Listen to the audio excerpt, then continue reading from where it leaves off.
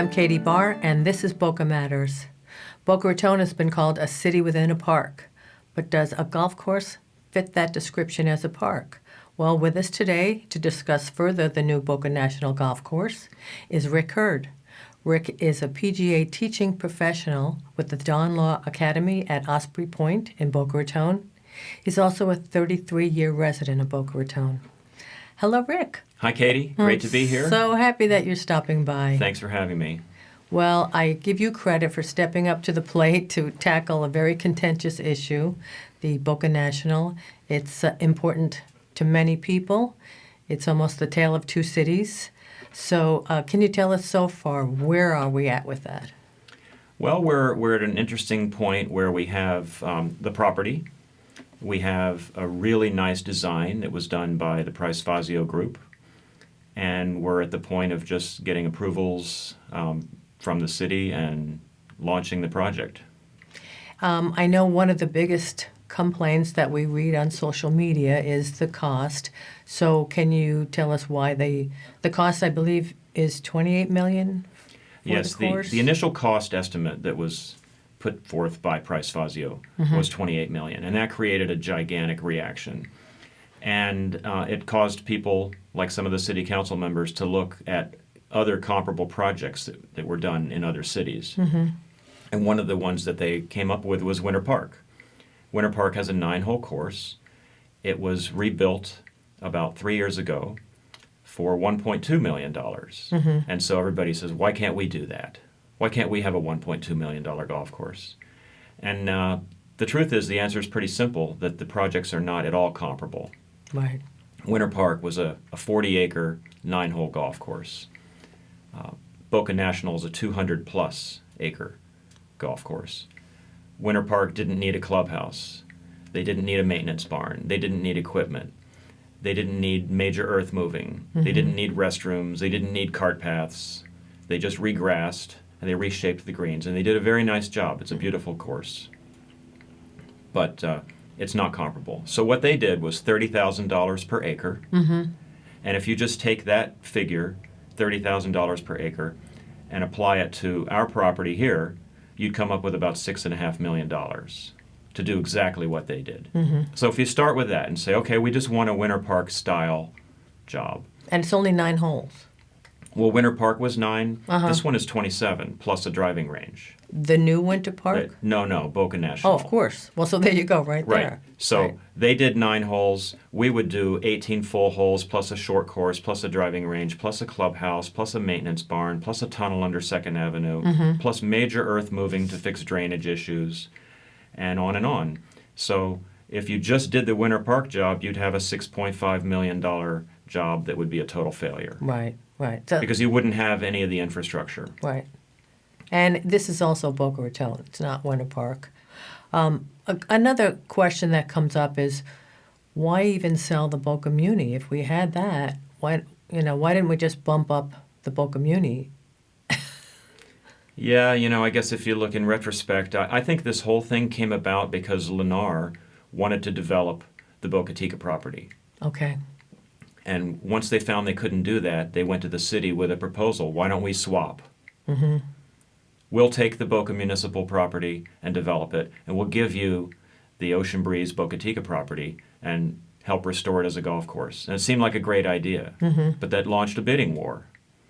Right. And being a public entity, they had to go through the bids. So the bids went crazy. Lennar ended up losing out and sold the property. Of course, I mean, it still hasn't closed, but...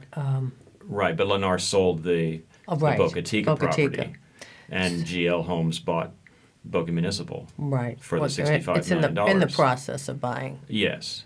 So then the question is, what about the $65 million? Right. And as a taxpayer, all taxpayers paid to develop Boca Municipal back in 1982. It was funded by tax dollars. So shouldn't the taxpayers benefit from the windfall profit? Correct. So there's $65 million left after the sale of Boca Municipal. If we want to have a golf course, and that could be a separate topic, but yes, we do want a golf course in the city of Boca Raton, why shouldn't that $65 million be used to fund the development of the golf course? Right. People will say that, well, it was never promised to be, a swap, money for money, and Right. and now we're hearing that the $65 million is going for pensions and pipes, basically, which And maybe a new city hall or something. right, Yeah. which I think if the voters had known that at the time, when everyone was saying let's keep golf in Boca, it might have been a different outcome. But where we are right now is. Okay, so how do we move forward with Boca National? Is there a middle ground? How do we fund it? Yeah. Well, we are where we are. We have a really nice property at Boca Chica that used to be a very nice golf course. The problem with that facility was every part of it was outdated. There was nothing salvageable from the Boca Chica Ocean Breeze property except for the dirt. So we're starting over completely from scratch. And Price Fazio has come in with a really nice plan for the entire property. And we can't forget the district went through a very lengthy process, an RFP process, and looked at, I think, 17 different architect proposals. Took about a year and selected Price Fazio. And they have a beautiful design. And so then the question is, how do we get there? So the taxpayers or the residents of Boca that don't care about golf, why should this matter to them? Well, that's another interesting question, and part of me wants to throw that back and say, why do I care about Patch Reef Park? I don't play tennis anymore, and I don't play baseball. It's a beautiful park, though, but I love having that park, and it adds to the amenities of Boca Raton, and it helps make Boca the wonderful city that it is. I used to care about Sugar Sand Park when my son was little, but I don't anymore because we don't go there. Right. But I still love having it for visitors or just to have it there as an amenity. What about DeHernley Park? Right. I don't play soccer, but it's a beautiful place.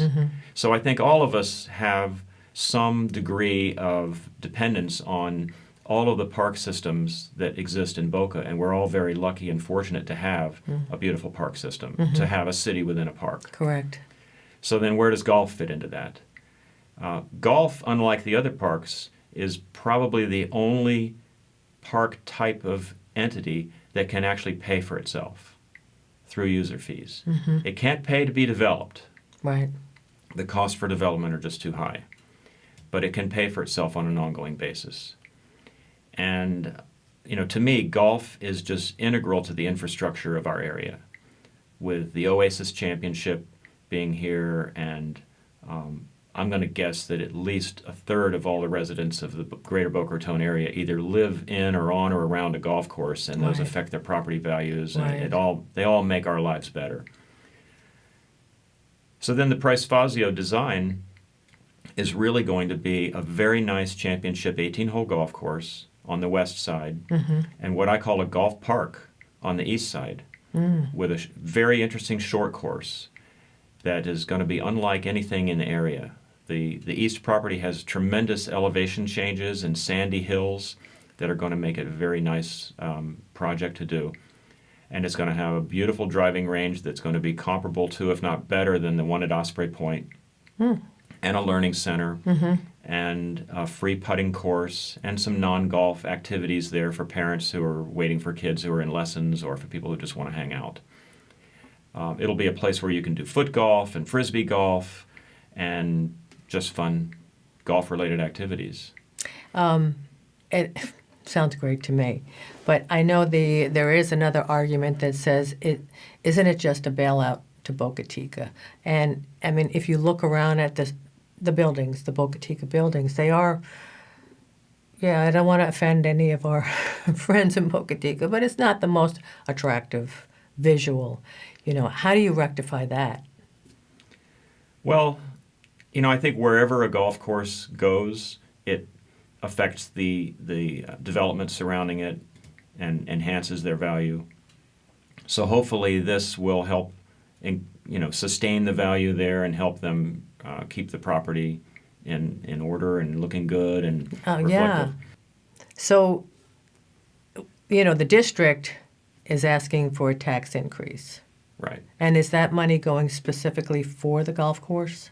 or because we know Gumbo Limbo is in need of funds as well. Yes, so I'm not 100% plugged into how the district finances are working, but I know that they do need money for Gumbo Limbo for the piping project. Right. I know that there's a future need for the expansion of DeHernley Park. They're just completing a huge project to put artificial turf at Patch Reef. So there's a lot of things going on there. Yeah. And then when you add the golf course on top of that, they It's a need lot. an increase. Right. So far, the city has been reluctant to spend any money or commit any of the proceeds from the sale of Boca Municipal. So lacking that, the district has no alternative. I see. I mean, it's almost unbelievable that we could pay for Boca Municipal and we had a nice golf course for many, many years. The city sells the golf course, makes a $65 million windfall profit, and then wants to use that money for other things, whether it's a city hall building or pensions or whatever. As a taxpayer, as a resident, I think that golf money should stay with golf. And if the city needs money for other things, then that should be the tax increase. Well, you are a golf pro, as we say, so I mean, if anyone has an opinion, and you're a resident, so you have a right to be heard. And I applaud you for that, Rick, because it's civic activism, it's civic awareness, and everybody needs to be taking a lesson from that, if not a golf lesson. Yeah. Thanks very much, Katie. So hopefully you'll come back and keep us posted as things move along. I'd love to. Okay, good. Thank you. That's it for today, folks. Thanks for joining us, and we encourage you to keep your browser set to BocaFirst.org, where you'll get news about the city from citizens.